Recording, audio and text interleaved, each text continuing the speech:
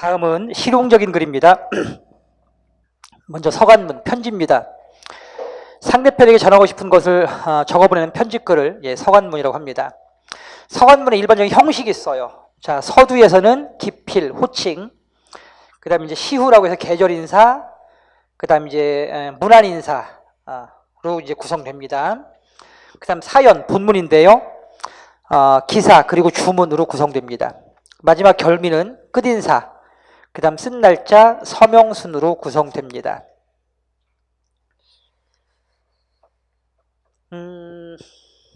자, 서명 쓰기.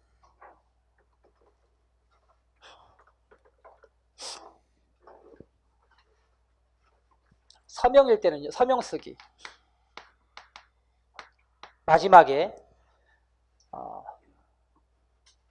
자, 누구누구누구 올림. 자, 올림 또는 누구누구누구 드림. 이렇게. 또는 누구누구누구 자, 보냄. 씀. 이렇게. 보통 이제 윗사람에게는 올림 혹은 드림을 써야 돼요. 그죠?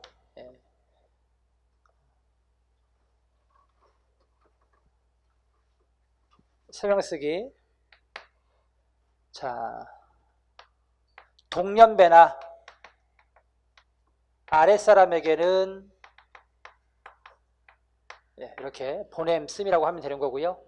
그 다음에 이제 윗사람인데 요 차이점.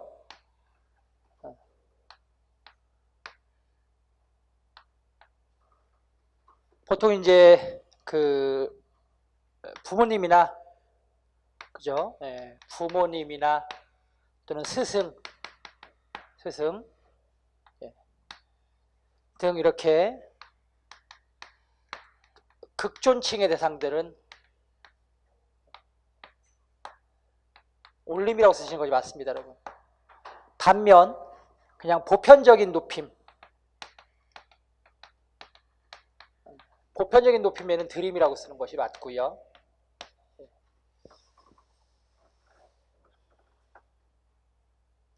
배상이라고 하기도 해요. 땡땡땡 배상. 배상. 배상이라는 말은 이렇게 절하여 올리다 이런 뜻입니다, 여러분. 그래서 배상. 이거 이제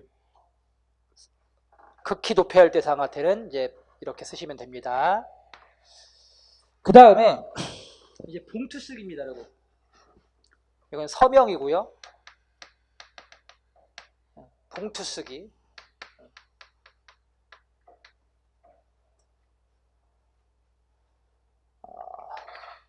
겉면. 봉투 이제 겉면에는 이제 자, 보내는 사람하고 받는 사람이 있을 수 있죠, 그죠?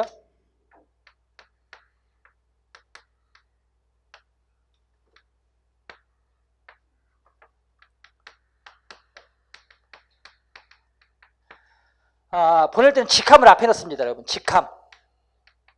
그 다음에 땡땡땡 이렇게. 역시 상대방에 따라서 이제 보통 이제 드림, 그죠? 드림 혹은 올림 중에 선택해 쓰시면 되겠죠, 그죠? 그렇죠. 직함. 직함이 앞에 와야 뒤에 한다? 보내는 사람한테는 직함을 앞에 넣습니다. 보낼 때는. 자, 반면 받는 사람은 땡땡땡 그리고 직함을 씁니다. 직함. 그 다음 자, 귀하 이렇게 쓰는 거죠, 그렇죠? 귀하. 또는 땡땡땡 직함 님께라고 쓰시면 돼요.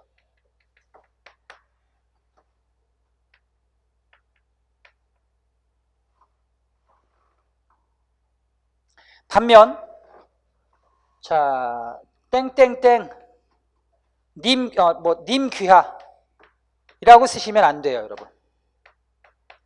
왜 안 되냐면 이게 이중 높임이 돼 버립니다. 이미 귀하라는 말 자체가 귀한 당신께라는 뜻입니다, 그죠? 상대방을 높인 표현이기 때문에 님이란 말을 같이 써버리면 중복 높임이 돼버립니다. 그래서 이렇게 쓰지는 않습니다.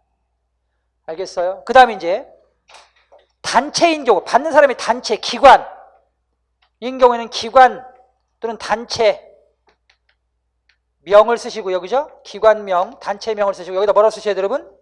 귀중이라고 씁니다. 귀중.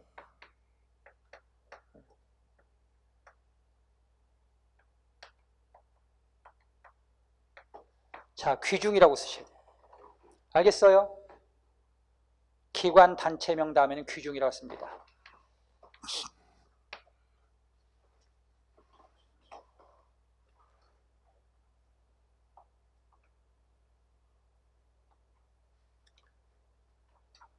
자, 그 다음에 봉투에 쓰는 용어입니다. 본제 임납이라고 있습니다.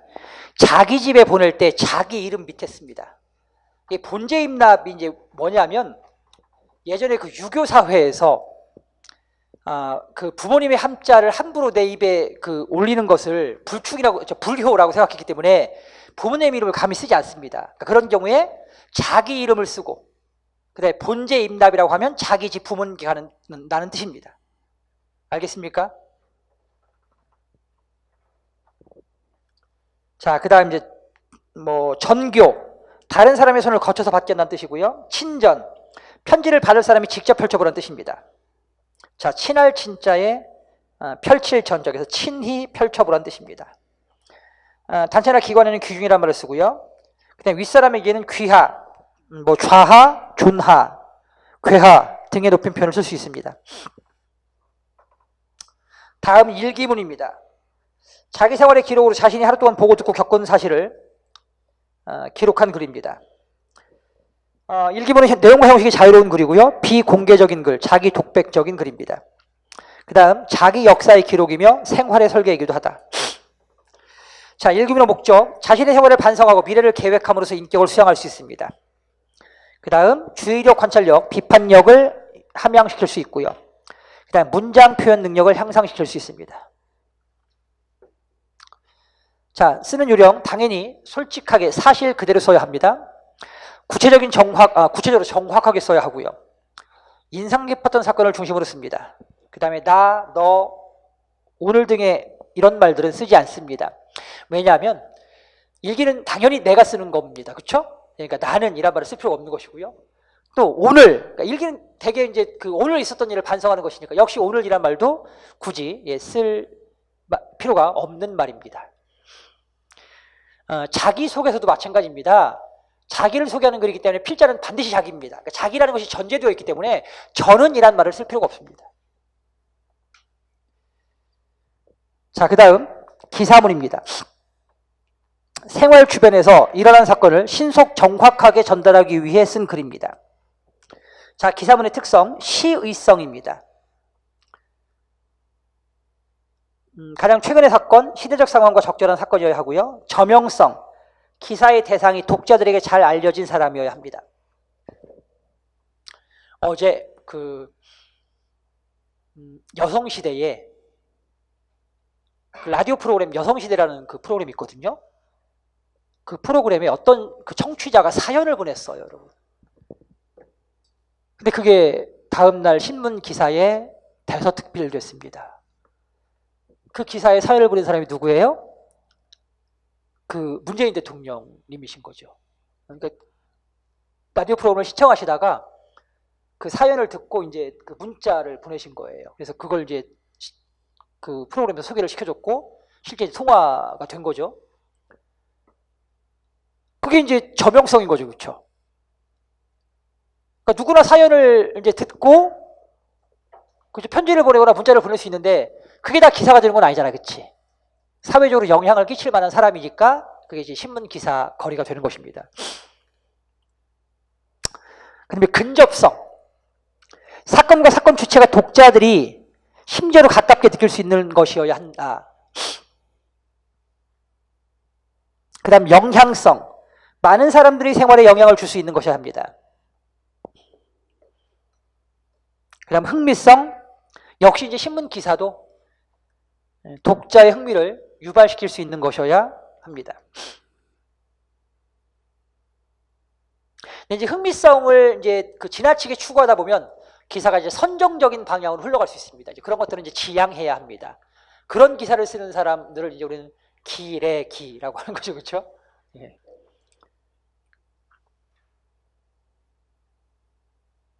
옛날에 그 강호동 씨가 무슨 하여튼 사건 때문에 이렇게 자숙했던 데가 있었어요. 그때 신문 기사 표제가 그거였어. 표제가 강호동 자택서 숨쉰 채 발견 이렇게. 자택서 숨쉰 채 발견됐대.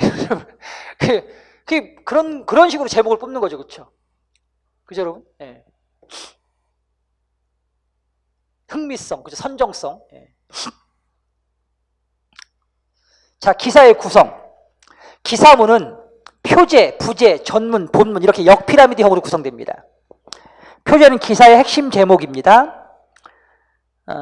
부제는 큰 기사의 경우 그 소제목, 작은 제목을 둡니다. 보조 제목, 그게 이제 부제입니다.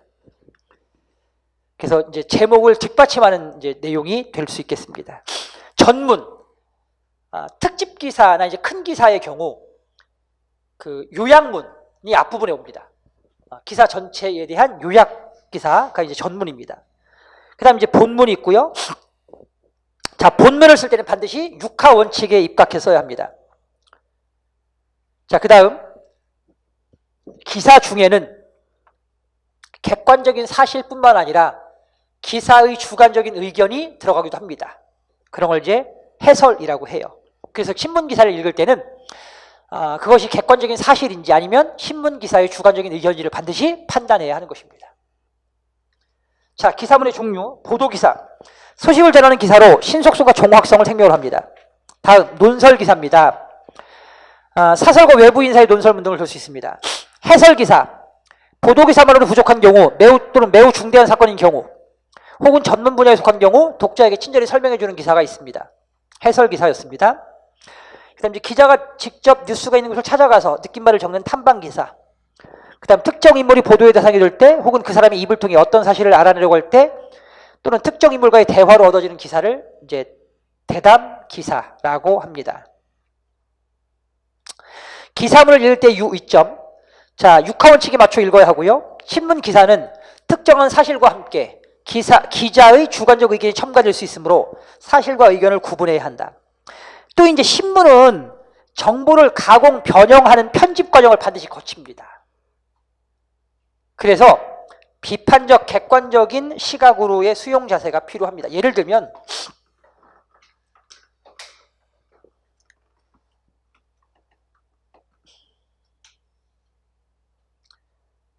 우리나라 신문은 크게 진보 계열 신문이 있고 보수 계열 신문이 있어요, 여러분.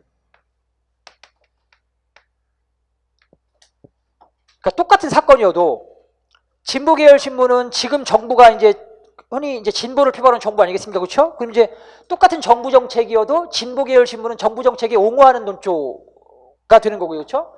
반면 보수 계열 신문은 똑같은 정책이어도 부정적으로 바라보죠. 그렇죠? 그죠? 쉽게 말하면 조선 동아 중앙은 항상 정부를 까고, 그렇죠, 여러분? 네, 그 다음에 이제 뭐 예를 들면 경향, 그죠? 그 다음에 이제 진보 매체가 어디가 있죠? 한겨레는 조금 이제 한겨레도 약간 이제 진보적 색채가 있고, 오마이뉴스 같은 거 이렇게, 그렇죠? 이런 신문 매체들은 정부 정책에 대해서 대단히 좀 옹호하는 기사를 많이 쓰죠. 그래서 신문을 읽을 때는 어떤 극단, 양극단으로 치우치지 않기 위해서, 그죠? 이 두 종류의 신문을 같이 읽는 것이 필요하다. 왜냐하면 신문 기사는 반드시 기자가 취재해 간 것을 신문사의 어떤 그 입장, 그죠? 예. 편집 방향에 따라 특정 부분을 유리하게 이렇게 해석해서 쓰는 경우가 많거든요.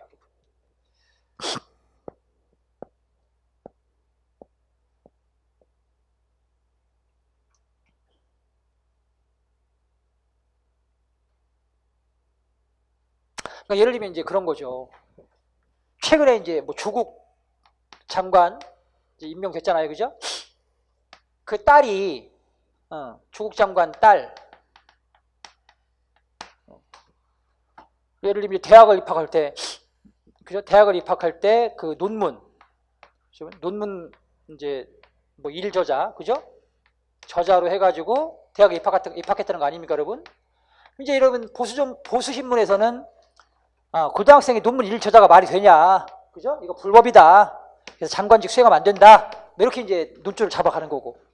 반면 이제 진보계열 신문에서는 그 당시 입학사정관제에서 고등학생이 대학에 가서 자 논문 쓰고 연구활동 하는 걸 대단히 그 당시 정부 정책이었다.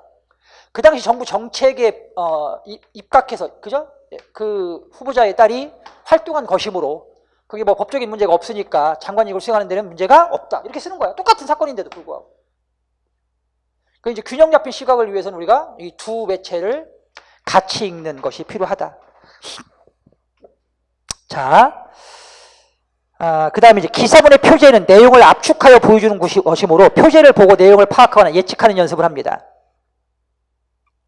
자, 그 다음 광고문입니다. 어떤 사실을 일반 대중에게 널리 알리면서 동시에 행동적인 실천을 유도하는 글을 말합니다.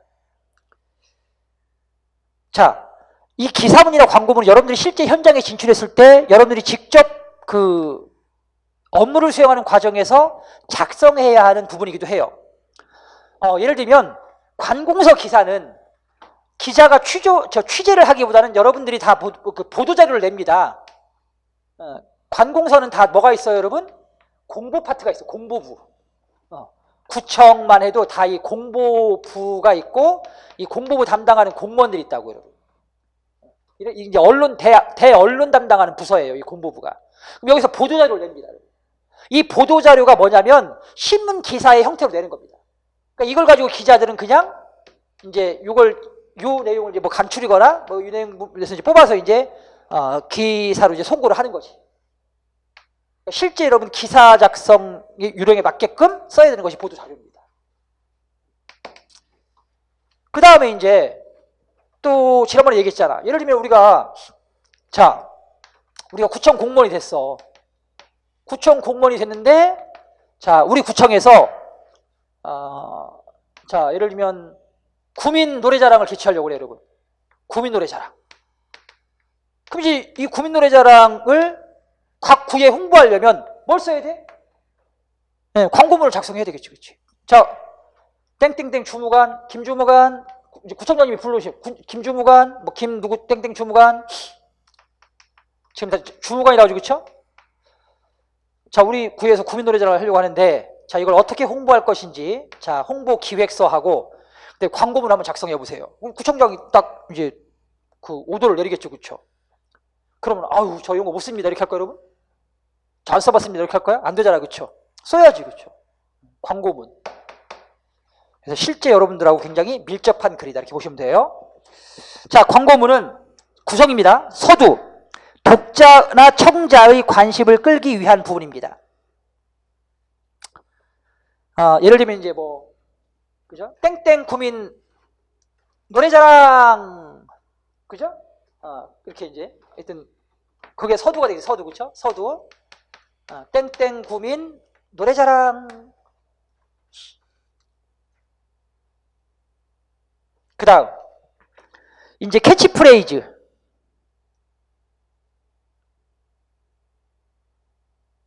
뭐 이제, 여러분의 솜씨를 뽐내보아요. 뭐, 그죠? 이렇게.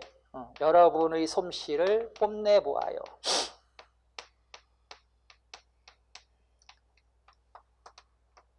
뭐, 나도 가수다. 뭐, 이렇게, 그쵸?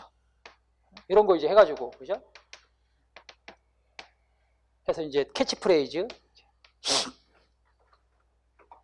그 다음에 표어. 선전 내용을 요약적으로 제시하는 내용을 서술합니다. 그 다음 본문. 선전 광고 내용을 구체적으로 설명해주는 부분으로 독자의 관심을 구체화시킵니다.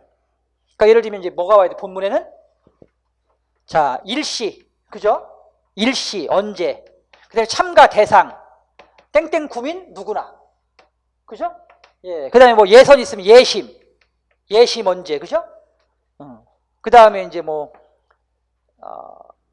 수상, 그죠? 수상, 예. 최우 수상 100만 원, 뭐 이렇게, 그죠? 우수상 50만 원. 이런 내용들을 소개하는 부분이 본문입니다. 자, 그다음에 광고문의 요령 AIDA 원칙인데요. 먼저 주의를 끌 수 있어야 해요. 주의. 그 다음에 이제 흥미. 단순히 주의를 끄는데 그치지 않고 광고문을 관심을 갖고 읽을 수 있게끔 자 흥미를 유발할 수 있는 내용을 담아내야 합니다. 그 다음 대중의 욕구에 부응하여 실제 어떤 그 참가할 수 있게끔 참가 동기를 부여해 줄 수 있어야 돼요. 그게 이제 욕망입니다. 욕망. 디자이어. 그 다음에 이제 액션.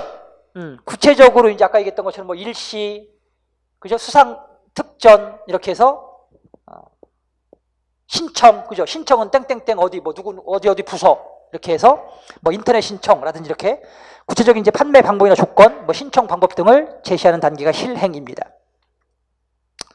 광고문의 종류. 자, 상품 광고, 기업 광고, 그리고 공익 광고가 있습니다. 광고문은 표지를 살펴서 자신의 필요한 정보를 얻는 것이 필요하고요. 객관적인 사실과 광고주의 주관적인 의견을 판단하며 읽습니다. 그 다음 주관적인 의견의 경우 그 근거가 타당한지 판단하고요. 그 다음 광고문의 특성상 당연히 허위나 과장된 내용들이 있을 수밖에 없습니다. 그런 부분들을 판단하며 읽는 것이 필요합니다. 자, 실용적인 글의 독해입니다. 유배지에서 보낸 편지. 가산 정약용 선생께서 전남 강진이죠, 강진. 강진에서 유배하실 때 자신의 두 아들에게 쓴 편지입니다. 자, 과일, 채소, 약초를 재배하도록. 자, 보시면 아시겠지만 일반적인 편지글을 따르지 않았죠, 그렇죠? 왜냐하면 아까도 말씀드렸지만 일반적인 편지글은 제일 먼저 뭐가 온다고 그랬어요? 기필, 그죠? 누구누구에게 아들이니까, 그죠? 누구누구 보아라 이렇게 쓸 수 있겠죠? 그 다음에 시후, 그죠? 계절 인사, 그 다음에 안부 인사, 그죠? 그리고 나서 뭐가 와야 돼요? 본문이 와야죠, 본문 이렇게. 이게 일반적인 편지글이죠. 근데 정약용 선생님께서는 이 앞부분 다 생략했습니다. 그리고 바로 본문으로 들어갑니다. 그래서 일반적인 편지 형식을 따르지 않고 있다. 시골에 살면서 과수원이나 남새밭을 가꾸지 않는다면 세상에서 버림받는 일이 될 것이다. 나는 지난번 국상이 난 바쁜 가운데 만송 10그루와 전나무 한두 그루를 심어둔 적이 있다. 내가 지금까지 집에 있었다면 뽕나무는 수백 그루, 젖붙임배 몇 그루, 옮겨 심은 등금나무 몇 그루 정도는 됐을 것이고 당나무는 지금쯤 이미 밭을 이뤘을 것이다. 온나무도 다른 밭 언덕으로 뻗어나갔을 것이고 석류도 여러 나무, 포도도 군데군데 줄을 타고 덩굴이 뻗어 있을 것이다. 파초도 네댓 개는 갖고 있을 것이다. 불모지에는 버드나무도 대여섯 그루 심었을 거고 유산의 소나무도 이미 여러 젖쯤 자랐을 거다. 자, 여러분 이 내용으로 추론해 보건대 자, 다산 선생님께서 유배된 지가 오래됐습니까? 얼마 안 됐습니까? 오래됐죠, 그렇죠? 자, 어떻게 할 수 있어요, 여러분? 만약 내가 집에 있었다면 이라고 해서 이렇게 많은 일들을 이제 쭉 했을 것이라고 열거했잖아. 또 소나무가 여러 잣쯤 자랐다는 얘기는 시간이 굉장히 많이 흘러갔음을 이제 알려줄 수 있는 부분이죠. 그래서 자, 유배 기간이 오래되었음을 짐작할 수 있습니다. 그 다음에 너희는 두 아들입니다. 이런 일을 하나라도 했는지 모르겠구나. 자, 이거 완곡한 표현이고요. 사실은 뭡니까, 여러분? 너희들은 마땅히 이런 일을 해야 한다는 얘기입니다. 완곡하게 표현한 것입니다. 자, 너희들이 국화를 심었다고 들었는데 국화 한 이랑은 가난한 선비에게 몇 달 동안의 식량이 될 수도 있는 것이니 한낱 꽃 구경에만 그치는 것이 아니다. 여기 작자 정약용 선생의 실용주의적 가치관을 엿볼 수 있습니다. 즉 작물을 심더라도 어떤 작물을 심어라? 한낱 꽃 구경에만 그치는 작물을 심지 마라. 즉 실용 작물을 심어라 그 얘기다. 그치? 신학주의적 가치관을 엿볼 수 있습니다. 생지황, 끼무릇, 천궁 같은 것이라든지 쪽나무, 꼭두선이 등 이게 다 뭐야 여러분? 앞에서 얘기했던 꽃 구경에만 그치지 않는 작물들이죠. 그렇죠? 실용 작물들. 그러니까 천궁, 끼무릇, 천궁 같은 것은 약재고 쪽나무, 꼭두선이는 이제 물감의 연료가 되는 것들입니다. 그래서 이런 것들에도 잘 마음을 기울여 가꾸어 보도록 하여라. 자, 그 다음 남새밭을 가꾸는 데는 땅을 반반하게 그르고 이랑을 바르게 하는 일이 중요하며 흙은 가늘게 부수고 깊게 갈아 분가루처럼 부드러워야 한다. 씨는 항상 고르게 뿌려야 하며 모종은 아주 성기게 해야 한다. 여기 채소를 가꾸는 그 방법, 요령을 자세히 설명하고 있습니다. 아마도 이제 남새밭을 가꿔보지 않은 자식들에 대한 배려, 그죠? 그러니까 자식을 생각하는 아버지의 마음, 뭐 노파심이라고 할 수도 있겠고요. 예, 자식을 배려하는 마음에서 자세히 그리고 쉽게 풀어서 설명하고 있습니다. 씨는 항상 고르게 뿌려야 하며 모종은 아주 성기게 해야 한다. 아욱 한 이랑 배추 한 이랑 무 한 이랑씩 심어두고 가지나 고추 따위도 마땅히 따로따로 구별하여 심어놓고 마늘이나 파 심는 일에도 힘을 쓸 것이다. 미나리도 심을 만한 채소이다. 또 한여름 농사로서는 참을 만한 것도 없느니라. 자, 남새밭을 가꾸는 방법과 키울 만한 작물을 소개하고 있습니다. 그 다음 두 번째입니다. 자, 근과 검 두 글자를 유산으로. 근과 검을 유산으로 내가 벼슬 하여. 어떻게 벼슬 했다는 얘기입니까? 근과 검을 두 글자로 벼슬 했다는 얘기가 청렴 결백하게, 그죠? 예, 청렴 결백하게 벼슬 하여 너희들에게 물려줄 밭되기 정도도 장만하지 못했으니 오직 정신적인 부적 두 글자를 마음에 지져 잘 살고. 이 정신적인 부적 두 글자가 바로 뭐야? 앞에 얘기했던 근과 검이겠죠, 그죠? 가난을 벗어날 수 있도록 이제 너희들에게 물려주겠다. 자, 여러분, 이런 아버지 어떻습니까? 자, 근과 검 두 글자만 물려주는 아버지 어때요?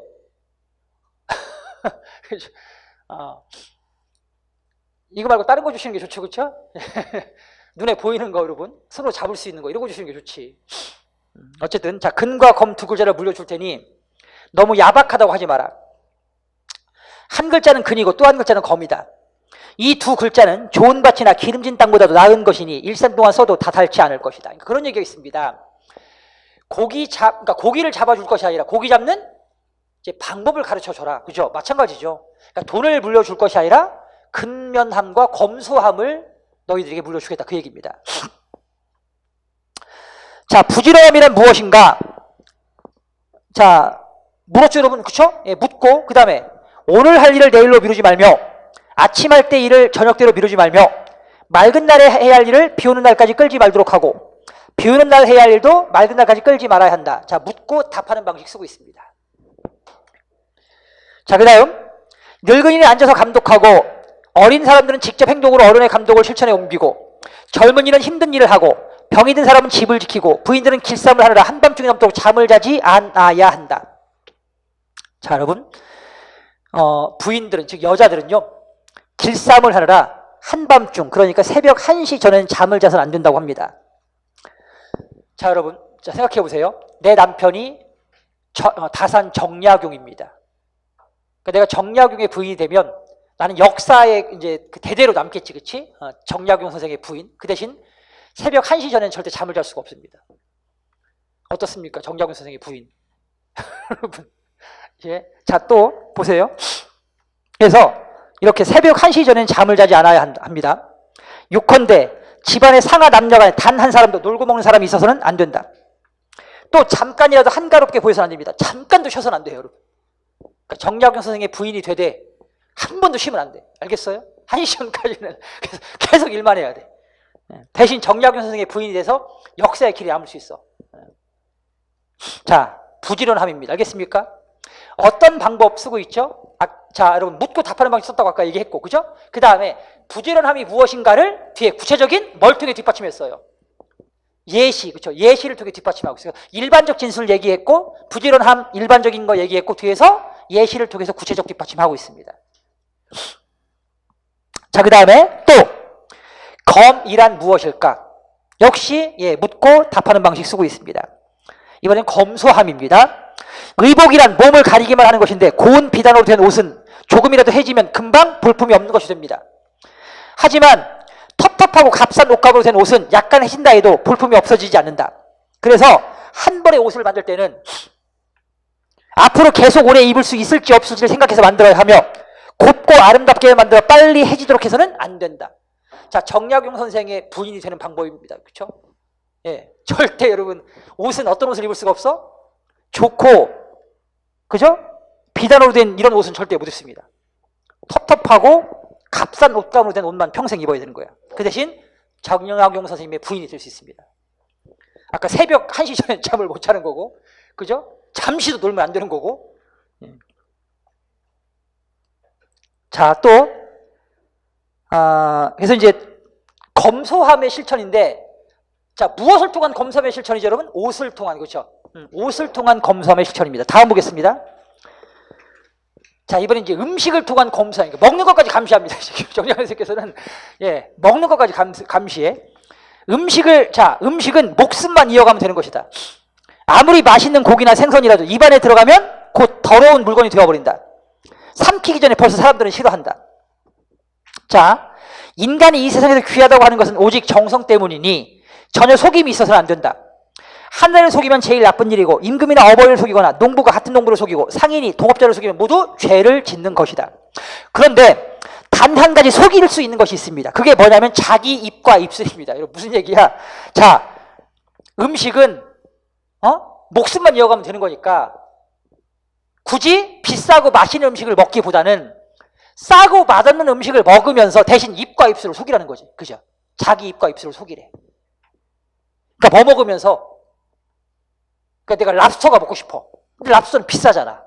그죠? 그러니까 멸치를 사다가 먹으면서 난 지금 뭘 먹고 있다? 랍스터를 먹고 있다고 속이라는 거지. 그렇지? 그러니까 먹는 것은 항상 싼 걸 먹으면서 입과 입술을 속일 줄 알아야 돼요. 알겠습니까? 네, 그게 이제 음식을 통한 검소함이죠. 그죠? 정약용 선생의 부인이 되는 법은 참 쉽습니다. 잠은 1시 전에 안 자는 거고, 그죠? 잠시도 쉬어서는 안 되고, 그 다음에 이제 옷은 어떤 옷만 입고, 싼 것만 입고, 음식은 이제 싼 음식, 그죠? 값싼 음식만 먹으면서 이제 자기 입과 입술을 속일 줄만 알면 됩니다.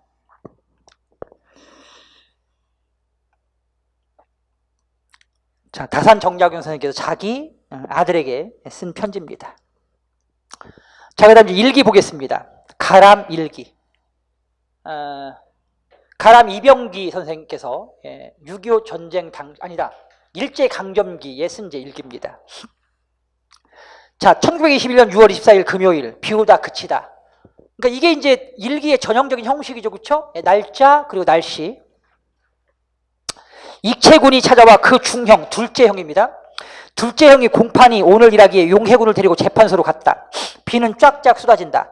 거기 지금 비 오다 그치다, 비는 쫙쫙 쏟아진다. 어떤 시간 표현 어미 쓰고 있어요? 현재형 시간 표현 어미 쓰고 있죠, 여러분? 그래서 마치 이게 지금 실제 사건인 것 같은 느낌, 현장감을 독자에게 줄 수 있는 장점이 있습니다. 제8호 법정에서 공판을 열다. 벌써 10,000원이라고 순사가 소리를 지르며 못 들어가게 하는 것을 어거지 쓰고 들어간다. 자, 순사, 재판소 이런 것들을 통해서 당시 시대적 배경을 짐작할 수 있습니다. 최익한 군이 나를 쳐다보며 빙긋이 웃는다. 군자금 1,600원 모집해 주었다는 것을 강도범, 경찰범으로 몰아 징역 8년이라고 한다. 이게 이제 뭐죠, 여러분? 나라 잃은 백성의 비애가 되겠지, 그치? 분명히 나는 우리나라를 찾기 위해서 그 군자금을 모은 것 뿐인데 그게 졸지에 뭐가 돼버렸어, 이제?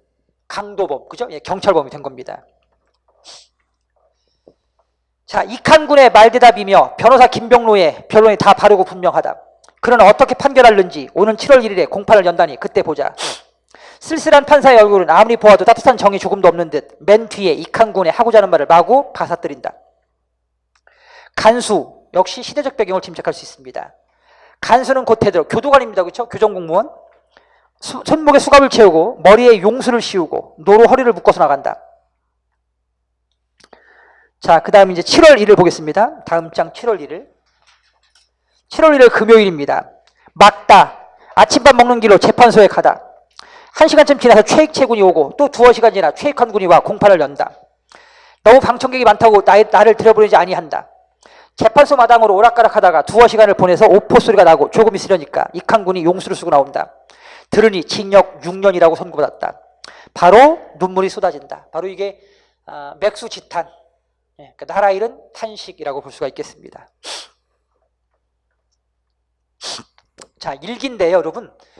그 개인적인 글이지만 이게 역사적 어떤 사건을 배경으로 하면 그게 개인적인 일기를 넘어서 어떤 사료로서의 가치를 가질 수도 있습니다. 사회적으로 그 어떤 그 가치를 갖는 글이 될 수도 있다는 얘기입니다. 그러니까 예컨대 여러분 난중일기라든지 또는 뭐 안내의 일기라든지 이런 것들이 지극히 개인적인 글이지만 역사적 사건과 연관되어 있으면서 그것이 어떤 사회적 가치를 갖는 글로 확대된 것입니다. 자, 그 다음 이제 김치는 과학이다. 이거 이제 무슨 글이죠, 여러분? 신문 기사. 신문 기사. 자, 부엌만이 아니라 생물 실험실에서도 김치가 자주 등장하고 있다. 자, 무슨 얘기입니까, 여러분? 생물실에 김치가 자주 등장한다는 얘기는 생물 실험실에서 뭐 음식을 시켜 먹는다는 얘기야? 아니잖아, 그치? 뭐야? 그죠? 연구. 김치가 연구의 대상이 되고 있다는 얘기입니다. 김치 과학자도 부쩍 늘었다. 덕분에 김치는 이제 일본 기무치를 누르고 국제식품 규격에 채택된 국제식품이 됐다. 자, 김치 연구가 활발해지면서 김치의 위상이 높아졌다는 얘기입니다. 1990년대 중반 이후부터 실험실에 김치 연구가 거듭되면서 배추, 무, 오이, 김치들의 작은 시공간에서 펼쳐지는 미생물들의 작지만 큰 생태계도 점차 밝혀지고 있다. 여기 역설법 쓰고 있습니다. 작지만 큰 생태계. 자, 어떤 의미가 있을까요? 작지만 큰 생태계. 즉, 김치는 작지만 그 속에는 뭐가 들어가 있다, 여러분? 생태계가 들어가 있다, 그치? 그러니까 작지만 큰 생태계라고 한 거겠지? 20여 년째 김치를 연구해 오며 지난해 토종 젖산균 류코노스 김치아이를 발견해 세계학계에 세론적으로 인정받은 인하대 한홍의 미생물학과 교수는 일반 세균과 젖산균, 효모로 이어지는 김치 생태계 순환은 자, 우리 생태계의 축소판이라고 말했다. 그러니까 김치를 하나를 들여다보면 거기에 뭐가 있다고, 여러분? 처음에는 무슨 세균? 일반 세균. 자, 그 다음에 무슨 균? 젖산균. 마지막에 효모로 이어지는 이 어떤 균들의 생태계, 그죠? 균들의 생로병사가 여기 다 들어가 있다, 그치? 그죠? 그래서 뭐라 그래? 여러분, 작지만 큰 생태계라고 한 거지. 자, 보겠습니다. 흔히 김치 잘 익었다라고 말한다. 그러나 김치 과학자라면 매콤새콤하고 시원한 김치 맛을 보면 이렇게 말할 법하다. 젖산균이 한창 물이 올랐군. 여기서 이제 우리가 뭘 추측할 수 있어요, 여러분? 김치가 그 맛있게 익을 때가 어떤 균이 활동할 때다? 그죠? 젖산균이 활동할 때다. 그러니까 여러분들 그 집에 가서 이제 엄마가 담가준 김치를 먹다가 맛있잖아? 그럼 엄마, 야, 이 젖산균이 한창 물이 올랐는데? 이렇게 한번 얘기해 보십시오. 예? 배웠으니까 써먹어야지, 그치? 자, 하지만 젖산균이 물이 오르기 전까지는 갓 담근 김치에서는 배추, 무, 고춧가루 등에 살던 일반 세균들이 한때나마 왕성하게 번식한다. 자, 소금에 절인 배추, 무, 포도당 등 영양분을 주는 좋은 먹이터전인 것이다. 배추, 무는 영양분을 주는 좋은 먹이터전이니까 뭐가 왕성하게 활동한다? 일반 세균이 왕성하게 활동한다. 거기 무슨 서술 방식 쓰고 있어? 인과. 자, 인과적 방식 쓰고 있어요. 즉, 소금에 절인 배추, 무는 영양분을 준다, 그쵸? 원인, 그죠? 그래서 결과. 뭐가 왕성하게 활동한다? 좋은 먹이, 그 영양분을 좋아하는 일반 세균이 왕성하게 활동한다. 그래서 원인과 결과의 방식 쓰고 있습니다. 그 다음 이제 김치 초기의 일반 세균은 최대 10배에서 급속히 늘다가 다시 급속히 사멸해버립니다.